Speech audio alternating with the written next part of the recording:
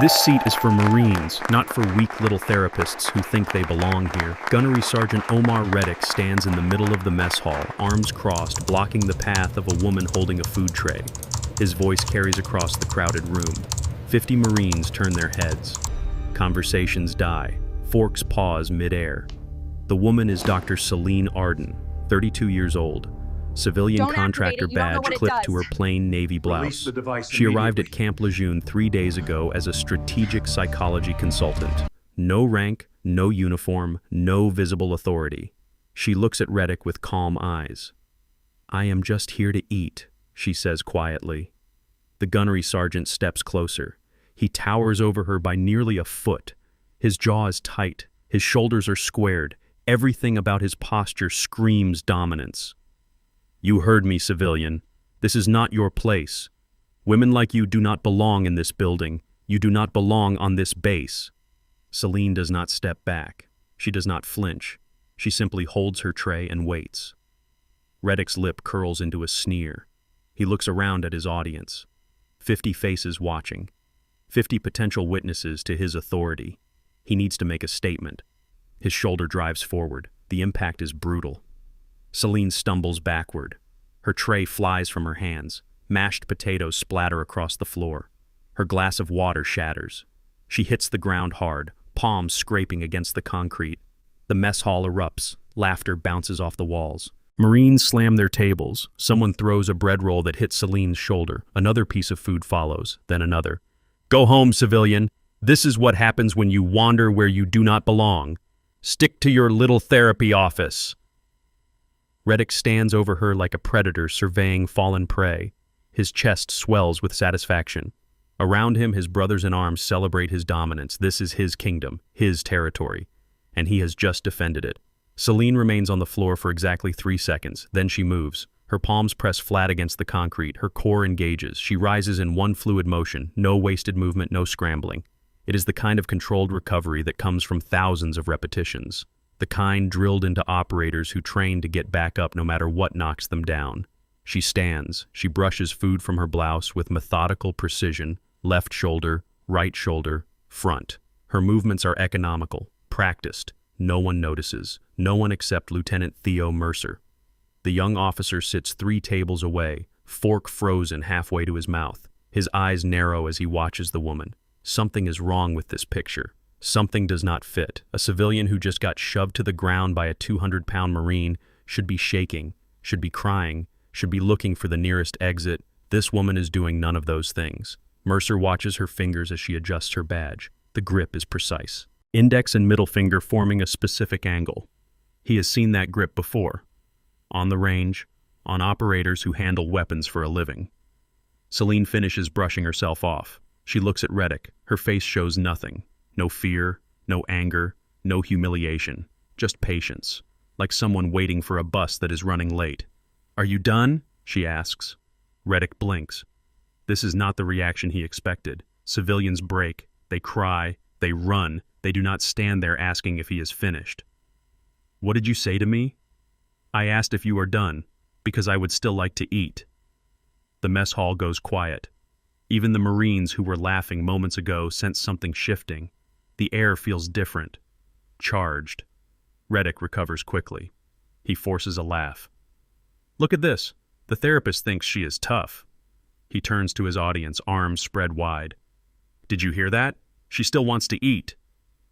More laughter, but it sounds forced now, uncertain.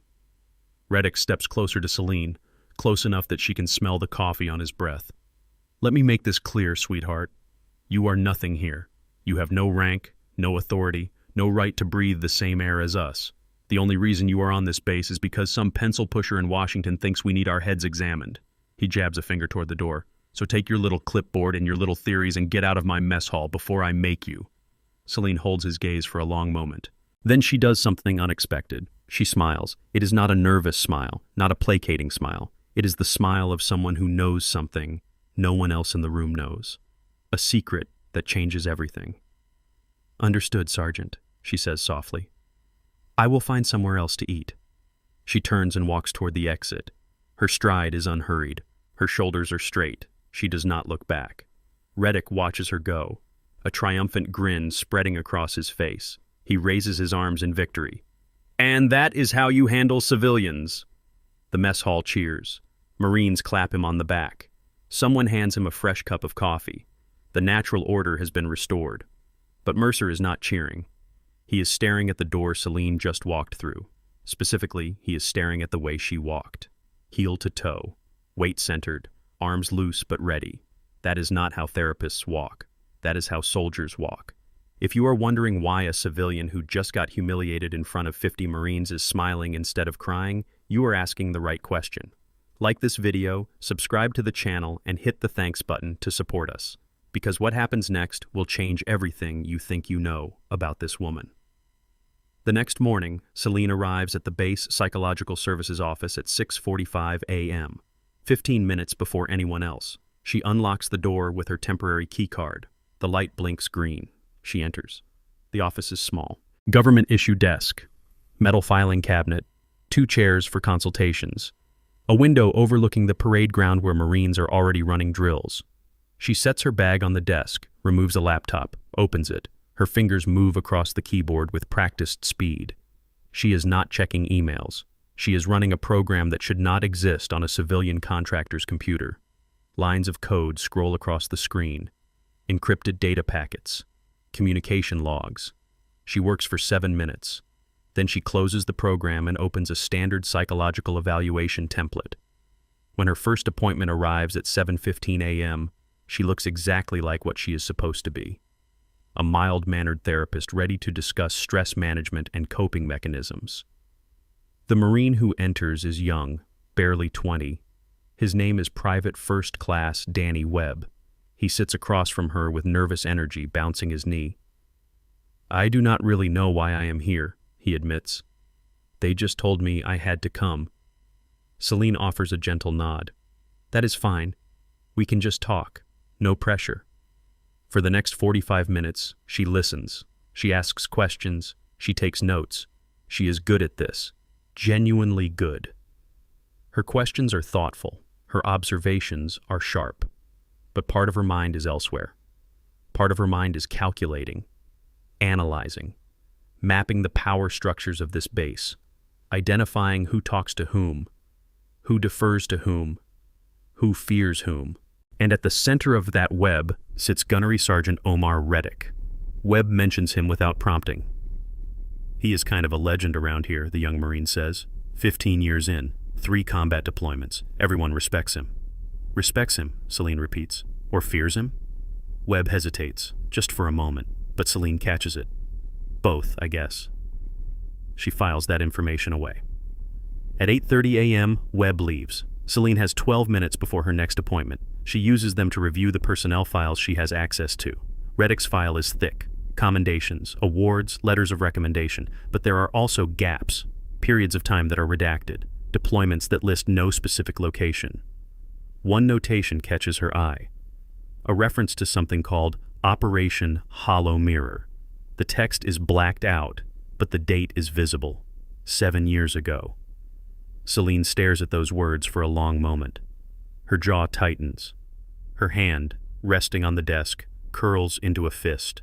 Then she releases it, breathes, returns to the neutral mask she wears so well. Her next appointment arrives. Another Marine, another conversation, another piece of the puzzle. By noon, the mess hall incident has become legend. Celine walks into the cafeteria and every head turns.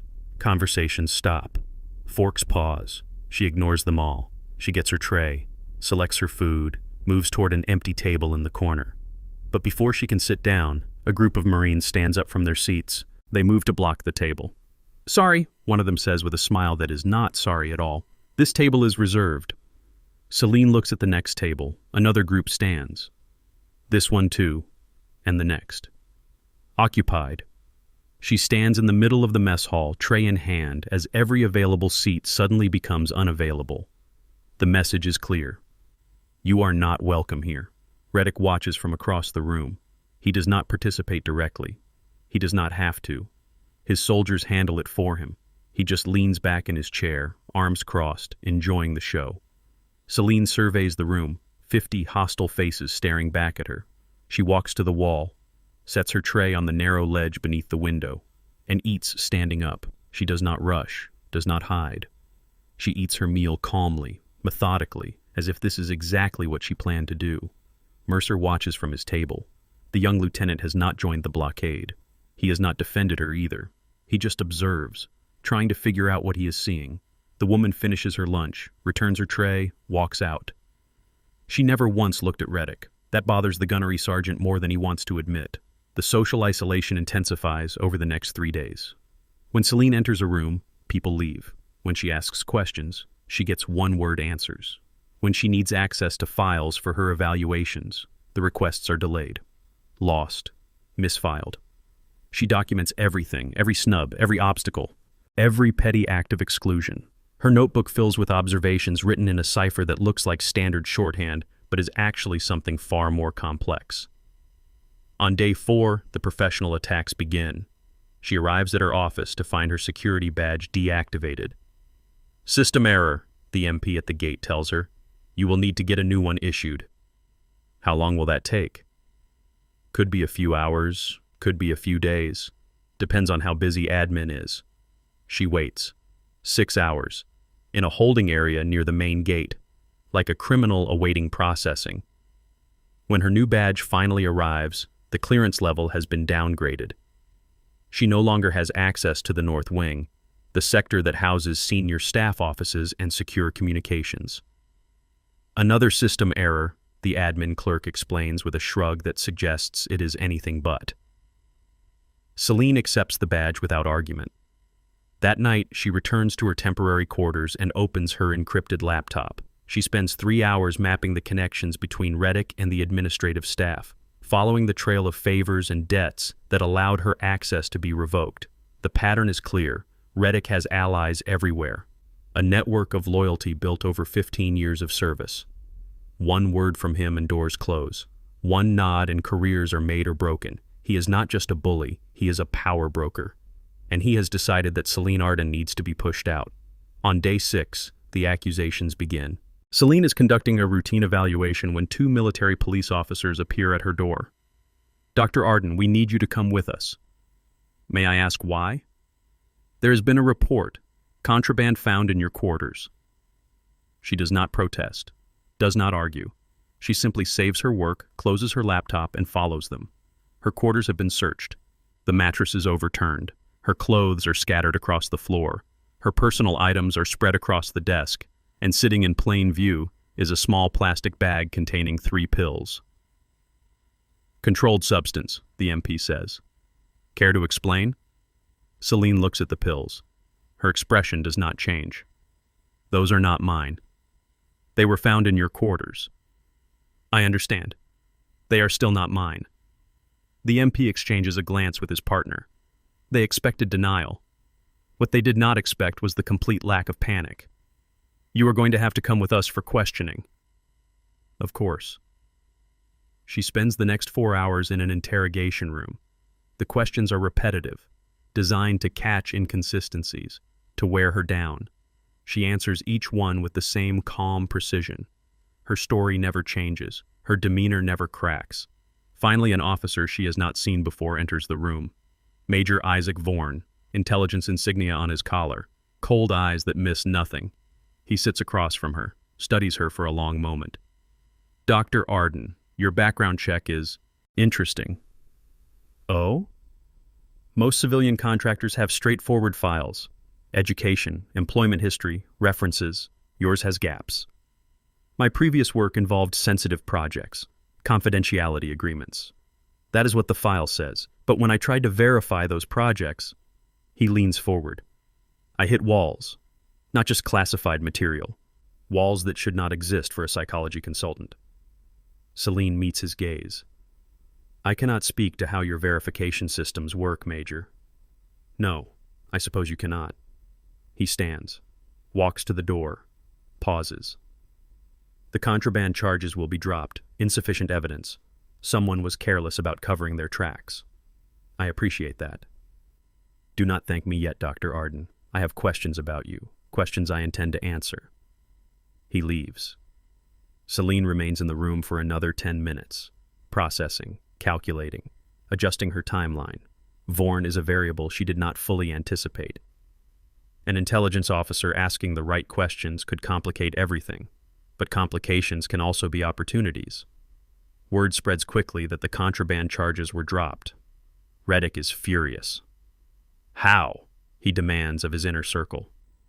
They are gathered in the motor pool, away from prying eyes. I set that up perfectly. 3 separate witnesses saw those pills in her bag. The witnesses changed their stories, one of his men reports. Said they could not be certain what they saw. That is impossible. I handpicked those guys. Someone got to them. Someone with more pull than you. Reddick's face darkens.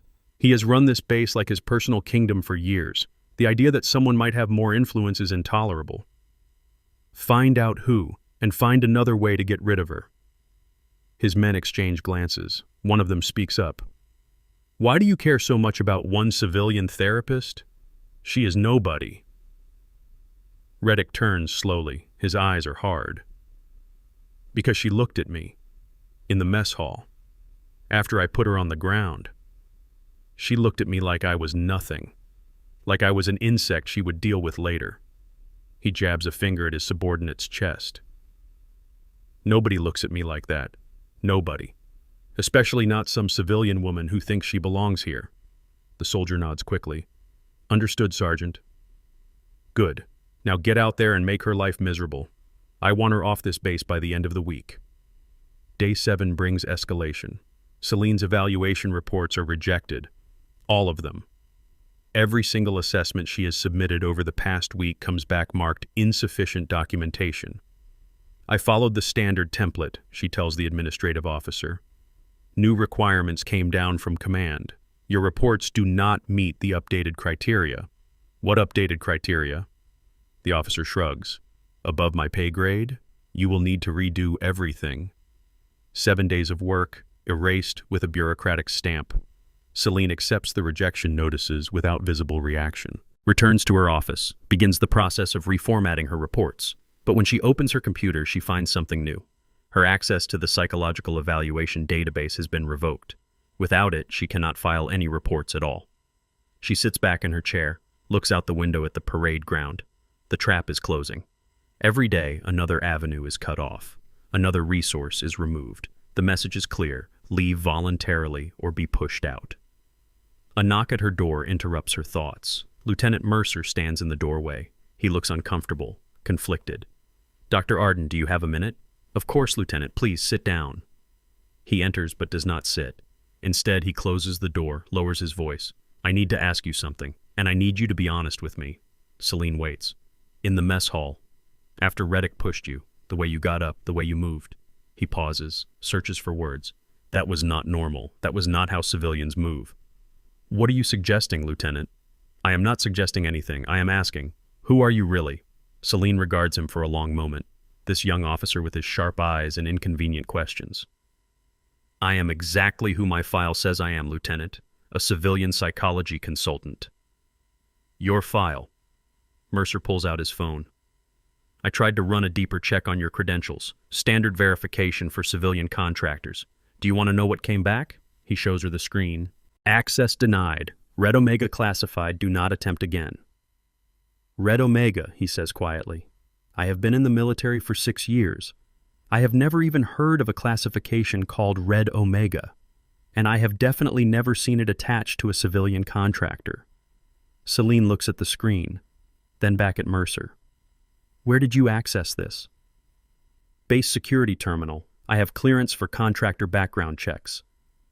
And now you have a flag on your record for attempting to access restricted information. Mercer blinks. What? That warning is not just about my file, Lieutenant. It is about you. Whoever monitors Red Omega classifications now knows you are asking questions. The young officer pales. He did not consider that possibility. Celine stands, walks to the window. Her back is to him. Lieutenant Mercer, you seem like a good officer, observant, thoughtful, willing to question things that do not add up. She turns to face him. Those are valuable qualities. Do not waste them by digging into matters that could end your career before it truly begins. But I am not your enemy. I am not anyone's enemy on this base. What I am is someone doing a job that requires me to appear exactly as I appear. Do you understand? Mercer stares at her. The pieces are not fitting together, but he can see the outline of something larger, something that extends far beyond a simple harassment campaign. Reddick, he says slowly. This is not about Reddick, is it? You are here for something else. Celine's expression does not change, but something in her eyes shifts, just for a moment. Goodbye, Lieutenant. I suggest you forget this conversation ever happened. Mercer just discovered that a simple civilian therapist has a classification level higher than generals. But what does she really want on this base? Comment your theory below. And stay with us, because the answer is about to change everything. Day 8. The pressure reaches a breaking point. Celine is summoned to appear before an investigative board. The charge, violation of security protocols. The hearing room is small. Fluorescent lights hum overhead. 3 officers sit behind a long table. Colonel Patricia Hendricks presides, flanked by Major Vorn and Captain Rodriguez. Celine sits alone on the other side. No advocate, no representative, just her and the accusations. Colonel Hendricks reads from a folder. Dr. Arden, you are accused of accessing restricted areas without proper clearance, of removing classified documents from secure locations, of making unauthorized copies of sensitive personnel files. I did none of those things, Colonel. We have witnesses. Then your witnesses are mistaken, or lying. Hendricks looks up from the folder. Her eyes are sharp, assessing. That is a serious accusation, Doctor. So is calling me a security threat without evidence. Major Vorn leans forward. Your access logs show you attempted to enter the North Wing Communications Center 3 times last week. Attempted. My badge was denied each time, as you would see in those same logs. Perhaps you found another way in. If I had, there would be evidence. Camera footage, biometric records, entry logs that show successful access rather than denied access. Celine's voice remains calm, measured. There is no such evidence because no such entry occurred. The officers exchange glances. The woman is right. They have accusations. They have witnesses, but they do not have hard proof. Colonel Hendricks closes the folder. Dr. Arden, I am going to be direct with you. Someone on this base wants you gone. That much is obvious. The question is whether their reasons are personal or legitimate. I was not aware those were mutually exclusive, Colonel. A flicker of something crosses Hendricks's face. Respect, perhaps, or recognition. This hearing is suspended pending further investigation. You are restricted to your quarters and the Psychological Services Office until further notice. Your access privileges remain downgraded. Is that understood? Perfectly. Then you are dismissed. Celine stands, walks toward the door. Dr. Arden? She stops, turns. Vorn is staring at her with those cold, calculating eyes. I ran your name through every database I have access to. Military, intelligence, federal, international. He pauses. You do not exist, not really. You are a ghost. A cover story wrapped in paperwork. Celine holds his gaze. Perhaps you are not looking in the right places, Major. Or perhaps the right places are above my clearance level. She does not respond, simply turns and walks out. Behind her, the 3 officers sit in silence. Finally, Colonel Hendricks speaks. Thoughts? Vorn shakes his head slowly. I have been in intelligence for 12 years. I know how to read people, and I cannot read her. That terrifies me. Should we push forward with the investigation? I do not think we should. I think we should be very careful about what doors we open, because whoever that woman really is, she did not end up on this base by accident. Celine returns to her quarters. The sun is setting. Orange light spills through the small window, painting the walls in shades of fire. She sits on the edge of her bed, removes her shoes, flexes her feet. For the first time since arriving, she allows herself to feel the weight of what she is carrying. 7 years. 7 years since Operation Hollow Mirror. Since 12 members of her unit were killed in an ambush that should have been impossible.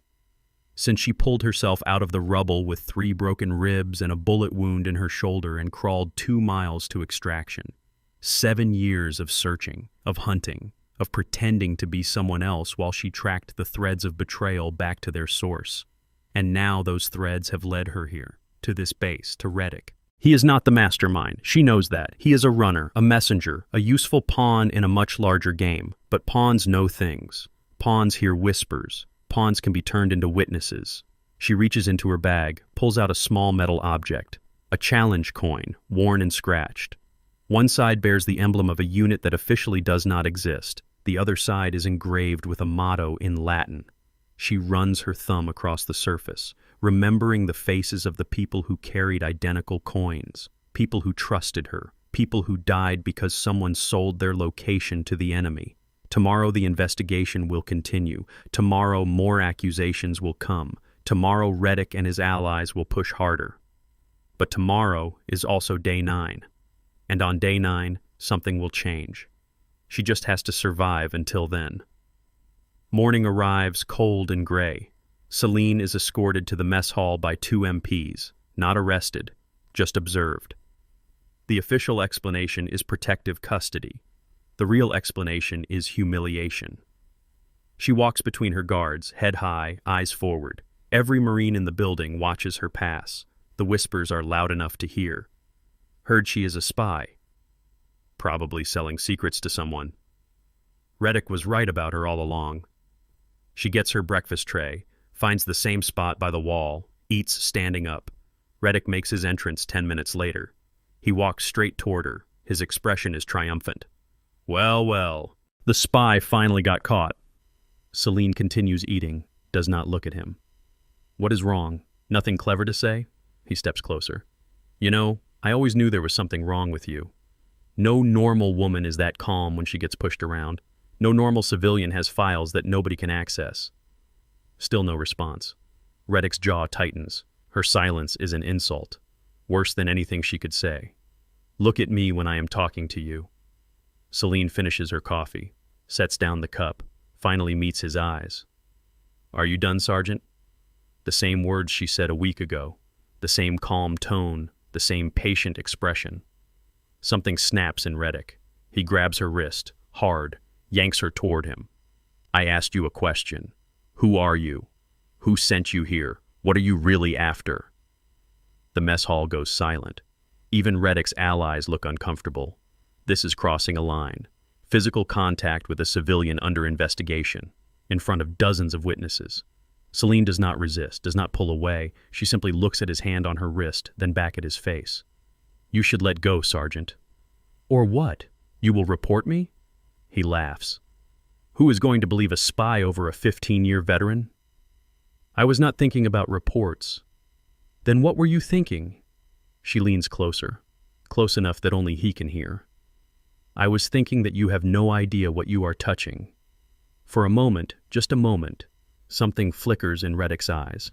Not quite fear, but uncertainty. Then he shoves her backward. She stumbles but keeps her feet. Get out of my mess hall and start packing, because by the end of today, you are going to be off this base and out of my life forever. Celine straightens her blouse, picks up her tray, returns it to the collection area. She walks out without looking back. But this time, something is different. This time, she knows the end is coming.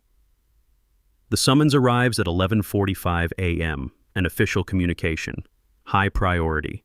Celine is required to appear before a full investigative tribunal at 1300 hours. All evidence will be presented. A final determination will be made regarding her continued presence on the base. She reads the message twice, then closes her laptop. In her quarters, she changes into a fresh blouse. Dark blue, professional. She brushes her hair, checks her reflection. The woman in the mirror looks exactly like what she has pretended to be for the past week, a civilian contractor. Out of her depth, facing forces she cannot overcome. But beneath the surface, something else is stirring. Celine opens her bag, removes a small case. Inside is a single item she has not touched since arriving, her real identification. She does not put it on. Not yet. But she holds it for a moment, feels its weight. Soon. At 12:45 p.m. she walks to the tribunal building. The MPs escort her as always. But today their presence feels different. Less like surveillance, more like ceremony. The hearing room is larger than before. A full panel of officers sits behind an elevated platform. Colonel Hendricks presides. Major Vorn is present, and seated in the front row, wearing a satisfied smile, is Gunnery Sergeant Omar Reddick. Celine takes her position at the defendant's table, alone. Colonel Hendricks calls the tribunal to order. Dr. Celine Arden, you are here to answer charges of security violations, unauthorized access to classified materials, and conduct unbecoming a contracted civilian employee of the United States military. How do you plead? Celine stands. Not guilty, Colonel. Very well. The prosecution may present its evidence. Major Vorn rises. He spends the next 30 minutes laying out the case. Witness statements, access logs, the planted contraband, a pattern of suspicious behavior. It is thorough, professional, damning. When he finishes, Colonel Hendricks turns to Celine. The defendant may now present her defense. Celine stands. She looks at the panel, at Vorn, at Reddick. Before I begin, Colonel, I have a procedural question. Go ahead. Are all relevant parties present for this tribunal? Everyone who has been involved in the investigation? Hendricks frowns. The relevant officers are here. Why do you ask? Because I want to make sure that when the truth comes out, everyone who needs to hear it is in this room. A murmur ripples through the assembly. Reddick's smile falters. Celine reaches for the collar of her blouse. Her fingers find the top button. I have been called a spy, a security risk, an infiltrator. She undoes the button, then the next. I have been accused of accessing places I should not access, of knowing things I should not know. The room goes still. The truth is, you are right. I am not who I claim to be. She pulls her sleeve up, past her wrist, past her forearm, and there, on her inner arm, black against her pale skin, is a tattoo. Not just any tattoo, the emblem of the Joint Special Reconnaissance Group, a unit so classified that most of the officers in this room have never heard of it. Below the emblem, a designation, SG-12. Reddick's face goes white. Vorn's eyes widen. Colonel Hendricks half rises from her seat, and at that exact moment, the doors at the back of the room swing open. 4 figures enter, 4 officers, general stars gleaming on their shoulders, 4 of the highest-ranking military officials in the region, General Wesley Throne, General Evelyn Cross, General Harrison Renford, General Andrew Yates. They walk down the center aisle in formation. The room scrambles to attention. Officers leap to their feet. Salutes snap into place. The 4 generals reach the front of the room. And then, in perfect unison, they turn to face Celine and salute her first. The room goes completely still. No one moves. No one breathes. Celine returns the salute with crisp precision. At ease, generals, she says quietly. I was just about to explain things. General Throne steps forward. His voice carries through the silent room. Ladies and gentlemen, allow me to introduce Commander Celine Arden, SG-12, Joint Special Reconnaissance Group. Her security clearance is Red Omega, the highest classification level in existence. He pauses. Every person in this room, including myself, answers to her authority. Reddick looks like he's about to collapse. His face has gone from white to gray. His hands are trembling. Colonel Hendricks finds her voice. Commander, I had no idea. The accusations were manufactured, Celine finishes, by someone in this room who had reason to want me gone. Her eyes find Reddick. Someone who did not realize that every move he made was being documented. Every conspiracy was being recorded. Every thread was being traced back to its source. Reddick takes a step backward, then another. No, he whispers. No, this is impossible. You are just a therapist. You are just... I am the woman you shoved to the ground in the mess hall, Celine says calmly. I am the woman you tried to frame for contraband possession. I am the woman you have spent the past week trying to destroy. She takes a step toward him. And I am the woman who is going to find out exactly who you have been working for, who you have been selling information to, and what happened to the 12 members of my unit who died because someone betrayed us 7 years ago. Reddick's back hits the wall. Celine stops, looks at him with those calm, patient eyes. So, Gunnery Sergeant Reddick, are we done, or would you like to continue? The mess hall is silent when Celine walks through it 2 hours later. Every Marine present stands at attention. No one throws food. No one blocks her path to a table. She gets her tray, selects her food, walks to the center of the room. This time, when she looks for a seat, a dozen chairs are pulled out for her. She chooses the one closest to where Reddick used to hold court, sits down, begins to eat. Lieutenant Mercer approaches. He stands at attention until she nods for him to sit. "Commander, I do not even know what to say." "Then do not say anything, Lieutenant. Just eat." He sits, picks up his fork, sets it down. "You knew, the whole time. You knew everything that was happening, and you just let it happen." "I had to. The only way to find the bigger target was to let the smaller ones reveal themselves." She takes a sip of water. Reddick is a messenger, a runner. He does not know who he really works for. But now that he has been caught, he will talk. And when he talks, I will find the next link in the chain. The next link? Celine's eyes grow distant. There is someone out there. Someone we call Ghostline. 7 years ago, that person sold the location of my unit to enemy forces. 12 people died. I was supposed to be one of them. But you survived. I survived. And I have spent every day since then hunting for the person responsible. She looks at Mercer. Reddick is connected to Ghostline. I do not know how yet, but I will find out. And then? Celine does not answer. She does not need to. That evening, in a secure communications room, Celine meets with the 4 generals. General Throne does most of the talking. Ghostline is active again. We have intercepted communications suggesting a major intelligence leak. Someone inside our military infrastructure is selling deployment plans, strategic assessments, operational timelines. How major? Celine asks. Major enough to compromise 3 ongoing operations. Major enough that people have died. General Cross speaks up. Her voice is tight with emotion. Celine, when we lost contact with you after Hollow Mirror, we thought you were dead. For 2 years you were listed as killed in action. I needed to disappear. The only way to hunt a ghost is to become one. And now? Celine looks at each of them in turn. Now I am here, and I am going to finish what I started 7 years ago. General Yates nods slowly. What do you need from us? Access, resources, and most importantly, trust. I'm going to be asking uncomfortable questions, investigating people who should not be investigated. If anyone tries to stop me, she pauses. I need to know you will have my back. The 4 generals exchange glances. General Throne speaks for all of them. You have it, Commander. Whatever you need. Celine nods, stands, walks toward the door. Commander, General Yates calls out. One more thing. She turns. Be careful. Ghostline has evaded capture for 7 years. Whoever they are smart, they are connected, and they will do anything to protect themselves. Celine's expression does not change. So will I. Later that night, in her quarters, Celine opens her encrypted laptop. A message is waiting. No sender identification. No traceable origin. Just 4 words. Welcome back, SG-12. She stares at the screen for a long moment. Then she types a reply. I never left. She closes the laptop, turns off the light, lies in darkness. Tomorrow, the real hunt begins. The interrogation room is bare. Concrete walls, a single metal table. 2 chairs bolted to the floor.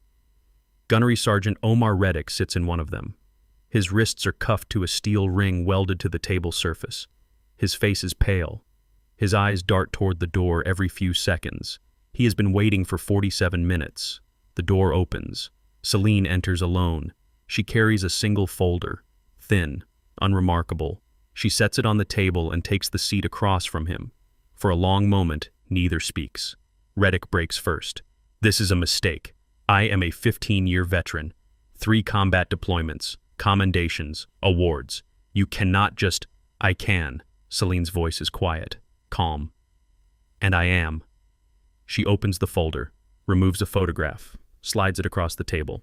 Do you recognize this location? Reddick glances at the image. A compound, desert terrain, burnt vehicles. His jaw tightens. No. You should. You were there. Operation Hollow Mirror. 7 years ago. You were assigned to the support element, communications relay. That operation is classified. It was. Until 12 people died because someone leaked their position to the enemy. Celine pulls out another photograph. Bodies covered with tarps, military personnel standing in shock. My unit, my people, gone in 13 minutes because someone told the enemy exactly where to find them. Reddick's breathing has changed. Faster, shallower. I do not know what you are talking about. You were the communications relay, Sergeant. Every message that went in or out of that operation passed through your equipment. She leans forward. Including the one that killed my team. That is insane. I processed hundreds of messages. I had no idea what any of them contained. Maybe not, but you knew who you were sending them to. She pulls out a third document, a communication log. This is a record of encrypted transmissions from your station during Hollow Mirror. Most of them went to authorized recipients, but 3 of them, she taps the paper, 3 of them went to an unlisted node, a ghost address that should not exist. Reddick stares at the log. His face has gone from pale to gray. I want a lawyer. You are not under arrest. This is not a criminal proceeding. This is a conversation between 2 people who were both present during an operation that went catastrophically wrong. Celine's eyes bore into his. One of us lost everything that night. The other one walked away and built a career on the bodies of the dead. I did not betray anyone. Then explain the transmissions. I cannot, or will not. Reddick's hands ball into fists. The cuffs clank against the metal ring. You do not understand. There are people, powerful people. If I talk, I am dead. My family is dead. Everyone I have ever known is dead. Celine sits back, studies him. You are already dead, Sergeant. The moment you sent those transmissions, you became a liability. The only question is whether you die as a traitor or as a witness. She closes the folder. Help me find who gave you those orders. Help me find Ghostline, and I will do everything in my power to protect you. Reddick's eyes are wet. His voice cracks. You cannot protect me from this. I have survived 7 years of hunting shadows. I have buried friends. I have lost everything except my mission. She leans forward again. Try me. The silence stretches. 10 seconds, 20. Finally, Reddick speaks. I do not know who Ghostline is. I never knew. All I know is the orders came from someone with stars, someone high up, someone who could make things happen without leaving fingerprints. A general. I do not know. Maybe. Probably. He swallows hard. The transmissions you found, I did not know what they contained. I was just told to relay them. No questions. In return, certain things happened for me. Promotions, assignments. My record stayed clean no matter what I did. Someone was protecting you. Someone was owning me. Reddick looks down at his cuffed hands. I have been trying to get out for years. Every time I think I am free, something pulls me back. A message, a favor requested, a reminder that they know where my sister lives, where my nephew goes to school. Celine processes this information. The pattern is familiar. Classic handler behavior. Keep the assets scared, keep them compliant, never let them see enough to be dangerous. The messages you have been relaying recently, from this base, who receives them? I do not know. I send them to a drop address. Someone picks them up. I never see who. But someone on this base gives you those messages. Reddick hesitates, then nods. Who? He looks at the door, at the walls, at the ceiling, searching for cameras, for listening devices, for any sign that speaking the name will sign his death warrant. One of them, he whispers. One of the generals. Celine's blood runs cold. Which one? I do not know. They never show their face when they contact me. But the clearance codes they use, only a general would have access to those protocols. One of the 4 generals who saluted her 2 hours ago is Ghostline. One of the people she trusted with her mission is the person who murdered her team. Celine stands, walks to the door, pauses. Thank you, Sergeant. Your cooperation will be noted. Wait. Reddick's voice is desperate. What happens to me now? She does not turn around. That depends on what happens next. The secure briefing room is empty when Celine arrives. She requested this meeting. All 4 generals. No staff. No witnesses. She has 45 minutes to identify a traitor. General Throne arrives first, then Cross, then Renford, finally Yates. They take their seats around the conference table. 4 of the most powerful military leaders in the region. 4 people who theoretically answer to her authority. One of them is a murderer. Celine stands at the head of the table. She has the folder from Reddick's interrogation. She has additional files gathered over the past week. She has 7 years of accumulated evidence, and she has instinct. "Thank you for coming," she begins. "I will be brief." "What is this about, Commander?" General Renford asks. He is the oldest of the four. White hair, weathered face, career military written in every line. "It is about Hollow Mirror." Celine watches their reactions. "Specifically, it is about the intelligence leak that killed my unit." General Cross shifts in her seat. "Celine, we have been over this. Every investigation was compromised." Celine opens her folder. "I have spent 7 years tracking the source of that leak, following threads, eliminating possibilities. And now," she pulls out a document. "Now I have proof." She slides the paper across the table. Communication logs, timestamps, routing codes. These are transmissions from this base, encrypted, classified, routed through cut-out addresses to foreign intelligence services. She pauses. "Someone in this room authorized those transmissions." The silence is absolute. General Throne speaks first. "Commander, these are serious accusations. Do you have evidence beyond communication logs?" "I have a witness. Gunnery Sergeant Reddick has agreed to cooperate. He has been the relay point for these transmissions for years, and he has confirmed that his handler uses general-level clearance codes. 4 faces, 4 expressions.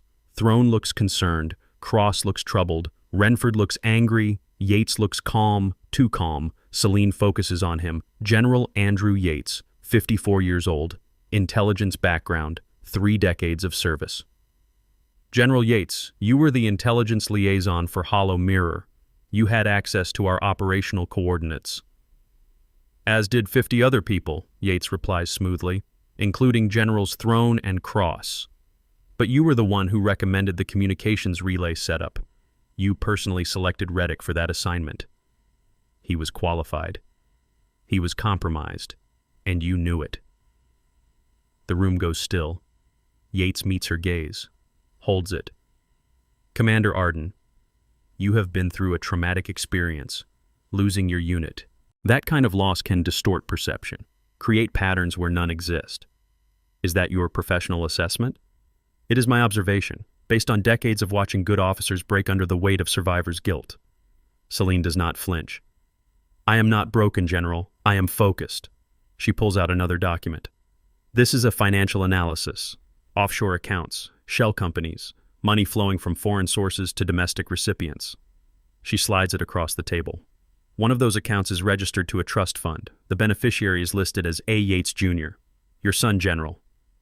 The mask cracks, just for a moment, just enough. Yates's jaw tightens, his eyes narrow. The smooth composure ripples. "That is circumstantial at best. Anyone could have what? Created a trust fund in your son's name? Funneled money through companies that trace back to foreign intelligence services?" Celine shakes her head. "You are Ghostline, General. You have been selling American secrets for at least a decade. And 7 years ago, you sold my unit's location to people who wanted us dead." Yates looks at the other generals, then at Celine, then at the door. "You are smart," he says finally. His voice has changed. The smooth politician is gone. Something colder has emerged. "You are as smart as your father was, maybe smarter." Celine goes still. "My father? He figured it out too, 20 years ago. Got too close to the truth." Yates smiles. It does not reach his eyes. "Car accident. Very tragic, very convenient." The words hit Celine like a physical blow. Her father died when she was 12. A car accident on a mountain road. No witnesses, no explanation. Not an accident. Never an accident. "You killed him? Arranged it? Does it matter?" Yates stands slowly. "What matters is that you made the same mistake he did. You came alone. You thought evidence and truth would be enough." He reaches into his jacket. "They never are." His hand emerges holding a small device. A detonator. "This room is wired. Has been for years. Insurance policy." His thumb hovers over the trigger. "In about 30 seconds, there will be a tragic accident. Gas leak. Explosion. 4 generals and 1 decorated commander killed in the line of duty." General Throne lunges forward. "Andrew, you cannot—" "I can. I have. and I will continue to do so. Yates backs toward the door. The network I serve is bigger than any of you can imagine. Taking me down will not stop them. It will only make them angry. Celine calculates distances, angles, probabilities. She has maybe 3 seconds to act. General Cross, she says quietly. The ventilation panel behind you. Now. Cross does not hesitate. She spins and kicks the panel free. Celine moves. Her hand closes around the folder on the table. She throws it at Yates's face. Not to hurt, to distract. His thumb presses the detonator. Nothing happens. He looks at the device. Presses again. Still nothing. Celine smiles grimly. I found your explosives last night. Disabled them this morning. Insurance policy. Yates's face twists with rage. He drops the detonator. Reaches for the sidearm on his hip. Celine is faster. She closes the distance in 2 strides. Her hand catches his wrist before the weapon clears the holster. She twists, applies pressure to the joint. The pistol clatters to the floor. Yates throws an elbow at her face. She ducks, drives her shoulder into his midsection. They crash against the wall. He is bigger, stronger, but she has been training for this moment for 7 years. She hooks his ankle, sweeps his foot. He goes down hard. Before he can recover, she pins his arm behind his back, knee on his spine, weight centered. Andrew Yates, you are under arrest for treason, espionage, and conspiracy to commit murder. Her voice is steady. You have the right to remain silent. Everything you say will be used against you. The door bursts open. Military police flood the room, and behind them, moving on adrenaline and instinct, is Gunnery Sergeant Reddick. He stopped running. He came back. Secure the prisoner, Celine orders. She rises, steps back, lets the MPs take over. Yates is hauled to his feet, cuffed, but he is still talking. This changes nothing. Ghostline is not a person, it is a network. Cut off one head and 2 more grow in its place. He laughs. You think you have won? You have just started a war you cannot finish. Celine walks up to him, close enough to see the hatred in his eyes. Then I will finish it one battle at a time. She nods to the MPs. Get him out of here. They drag him away. His threats echo down the corridor until a door slams shut and cuts them off. In the silence that follows, General Throne approaches Celine. Commander, that was... I do not have words. You do not need them, General. What I need is your continued support. Yates was right about one thing. This is just the beginning. Cross joins them. Her face is pale but determined. Whatever you need, resources, personnel, authority, you have it. I need access to his files, his communications, his contacts. Everything he touched for the past 20 years needs to be analyzed. You will have it.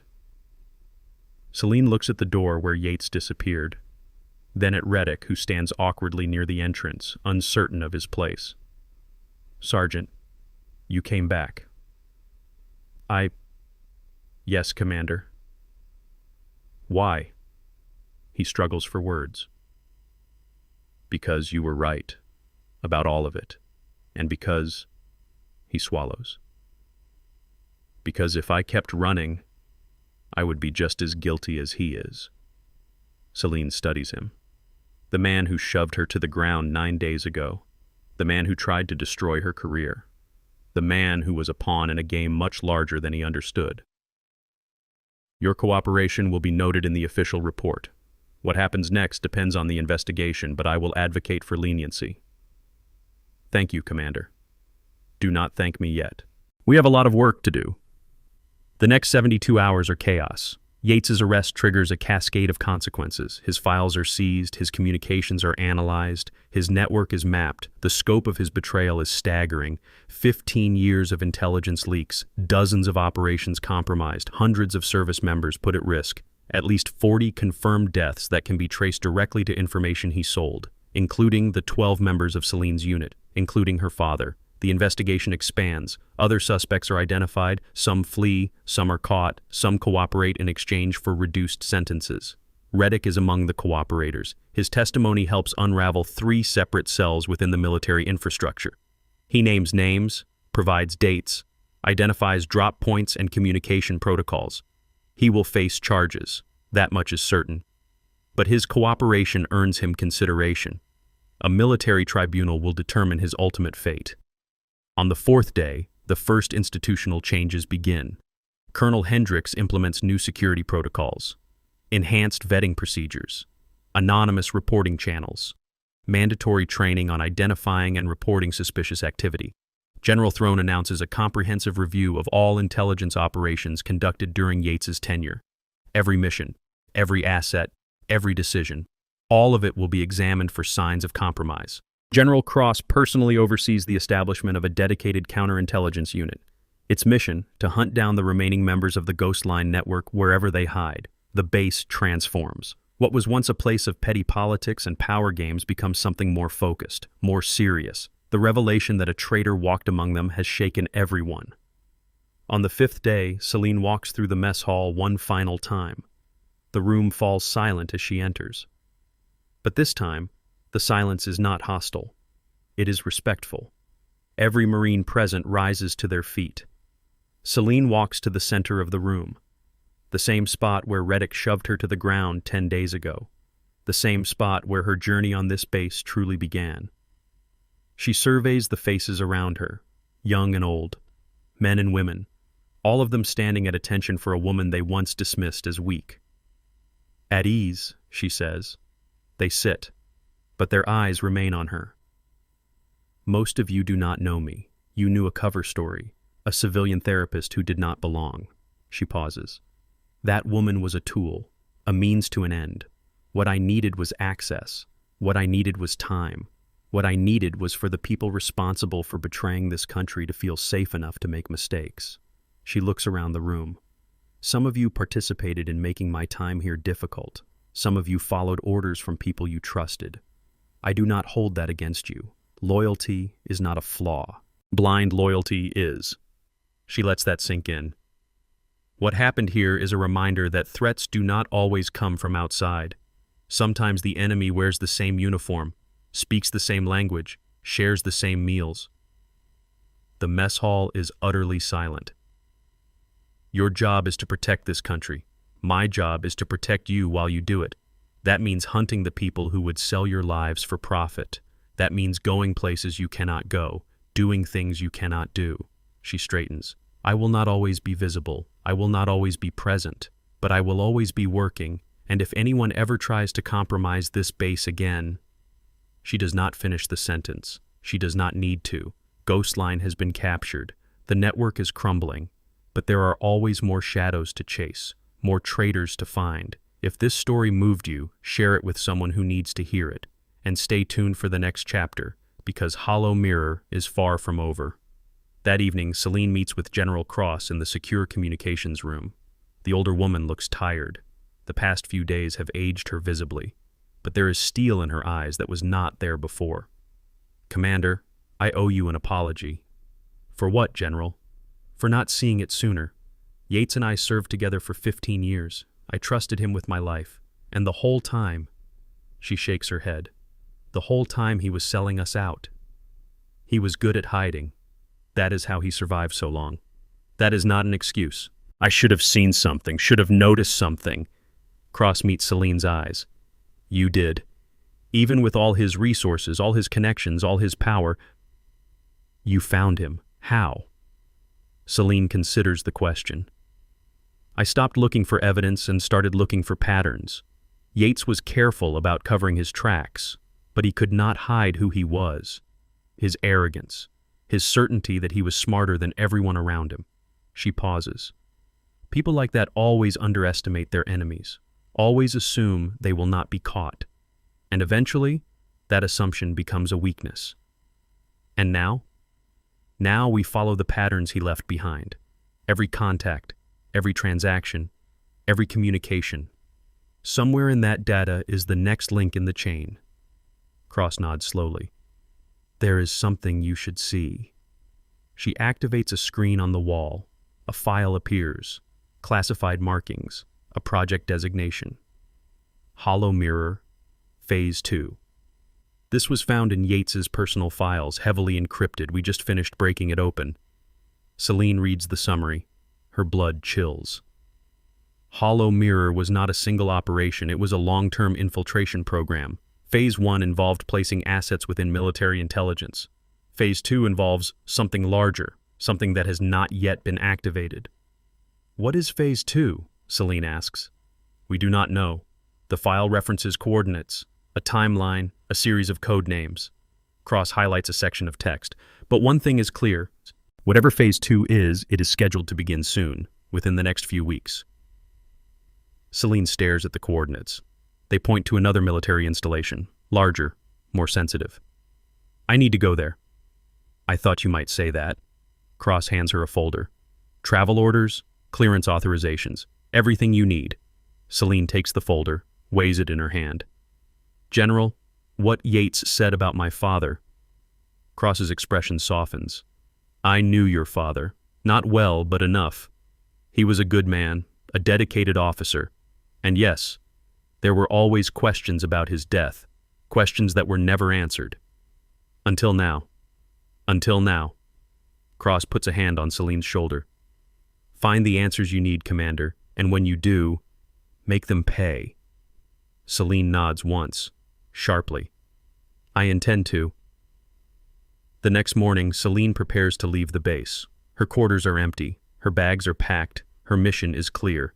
A knock at the door interrupts her final check. Lieutenant Mercer stands in the doorway. He looks different than he did a week ago. More confident, more certain. Commander, I heard you are leaving. Word travels fast. I wanted to say, he hesitates. I wanted to say thank you for trusting me, for not treating me like a threat when I started asking questions. You asked the right questions, Lieutenant. That is rare. I also wanted to ask if... Another hesitation.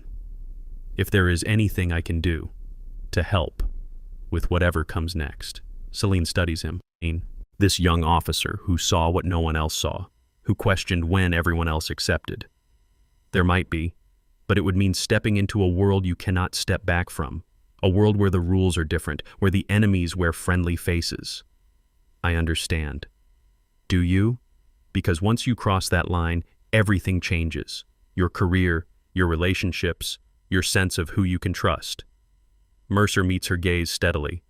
Commander, I watched a traitor nearly destroy this base. I watched good people get manipulated, get hurt, get used. He straightens. If there is a way to stop that from happening again, I want to be part of it. Celine makes a decision.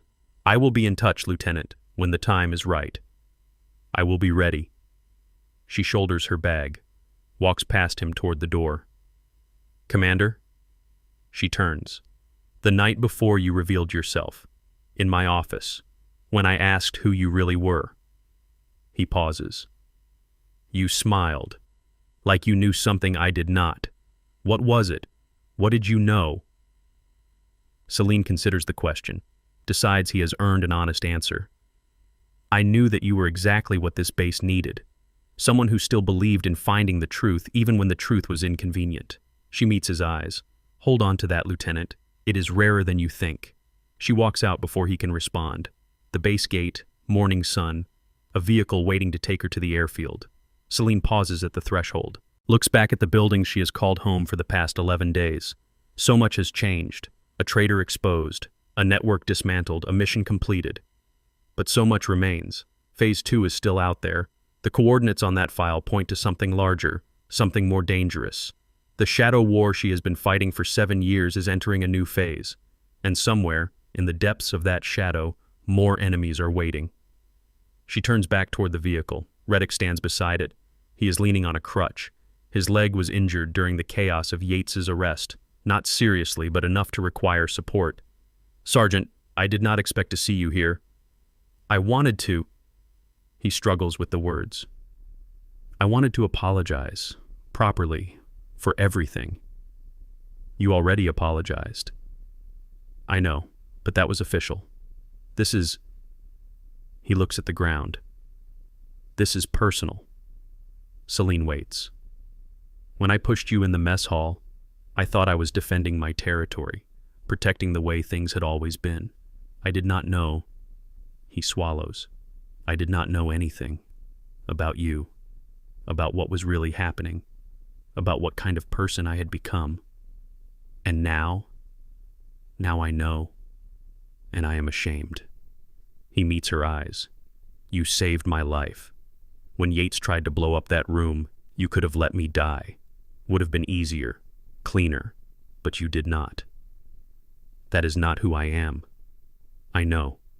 That is what makes it worse. He straightens as much as his crutch allows. I am not asking for forgiveness. I do not deserve it. I am just asking for a chance. To be better. To do better. Celine regards him for a long moment. The tribunal will determine your fate, Sergeant. I cannot change that. But I can tell you this. She steps closer. Everyone deserves a chance to be better. What they do with that chance is up to them. She extends her hand. Reddick stares at it, then reaches out and shakes it. Thank you, Commander. Do not thank me. Prove me right. She releases his hand, walks to the vehicle, opens the door. Commander? Reddick calls out one last time. She pauses. Whoever Ghostline really is. Whoever is behind all of this.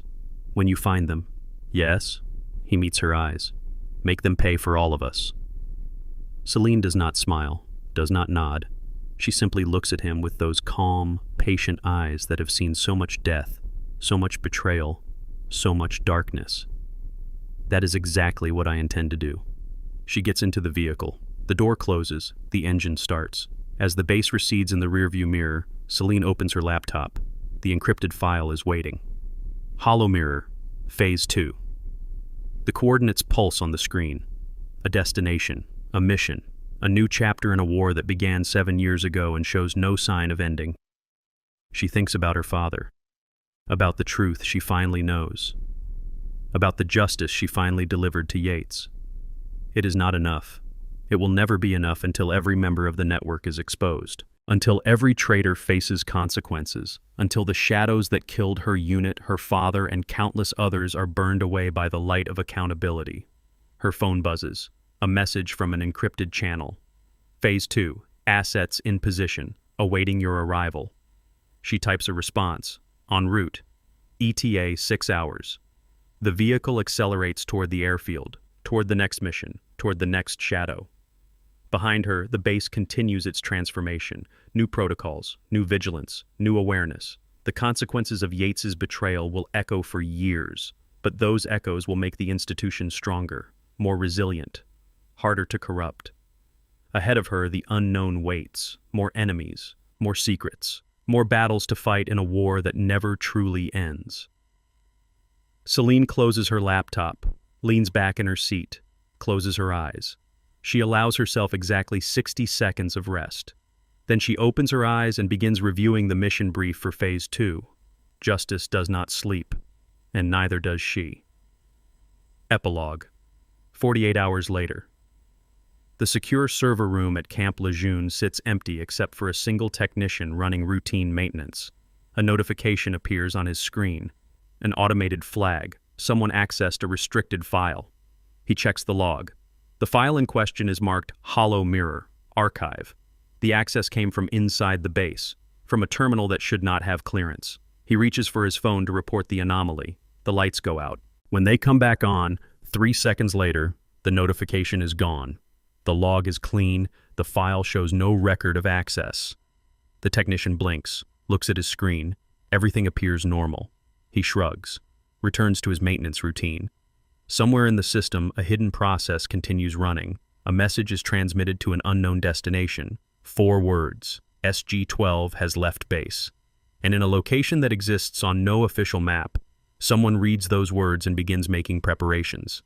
The hunt continues, on both sides. Every soldier carries a story that few ever hear. Listen with your heart. Thank you for staying and watching. Subscribe to MVB Story for more.